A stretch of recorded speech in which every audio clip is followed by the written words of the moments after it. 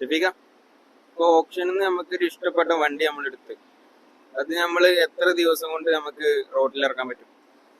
പക്ഷെ ഓപ്ഷനിൽ നിന്ന് നമ്മൾ ഒരു വണ്ടി എടുത്തു കഴിഞ്ഞാൽ ആദ്യത്തെ സ്റ്റെപ്പ് എന്ന് വെച്ചാൽ നമ്മൾ അവിടെ ഒരു 20% എമൗണ്ട് കൊടുക്കുക. ഓക്കെ, അപ്പൊ നമുക്ക് അവർ എന്താ പറയാ അതിന്റെ റെസീപ്റ്റ് തരും.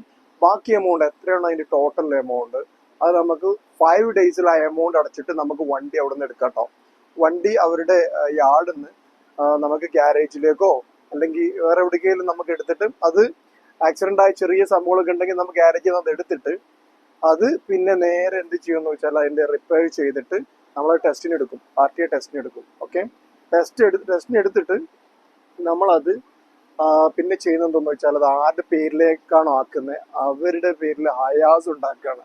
ഓക്കെ, ആ ഹയാസ് ഉണ്ടാക്കി കഴിഞ്ഞതിന് ശേഷം നമ്മൾ രജിസ്റ്റർ ചെയ്തിട്ട് ഇൻഷുറൻസ് എടുത്ത് രജിസ്റ്റർ ചെയ്തിട്ട് നമുക്ക് റോട്ടിലിറങ്ങി ഉപയോഗിക്കാം. ഒരു ഹാർഡ്ലി ഇപ്പൊ നമുക്കൊരു ഇതിന്നൊരു വണ്ടി എടുക്കുകയാണെന്നുണ്ടെങ്കിൽ റെഡി ക്യാഷ് നമ്മുടെ അടുത്ത് ഇപ്പൊ നമ്മൾ കണ്ട വണ്ടിക്ക് റെഡി ക്യാഷ് നമ്മുടെ അടുത്ത് ഉണ്ടെന്നുണ്ടെങ്കിലും നമുക്ക് നെക്സ്റ്റ് ഡേ തന്നെ വണ്ടി ഇറക്കാം. ഓക്കെ, 5 ദിവസം ഒന്നും വെയിറ്റ് ചെയ്യണ്ട. ഓക്കെ, എത്രയും പെട്ടെന്ന് വണ്ടിയുടെ പാർട്സ് നമ്മൾ കണ്ടെത്തിയിട്ട് ഒരു 2 to 3 ഡേയ്സിൽ നമുക്ക് മാക്സിമം ഒരു 1 വീക്കിൽ നമുക്ക് വണ്ടി ഇറക്കിയിട്ട് അതിന്റെ ടെസ്റ്റും കാര്യങ്ങളും കഴിഞ്ഞിട്ട് നമുക്ക് വണ്ടി റോഡിലേക്ക് ഇറക്കാം. മാക്സിമം ഒരു 7 to 8 ഡേയ്സ്.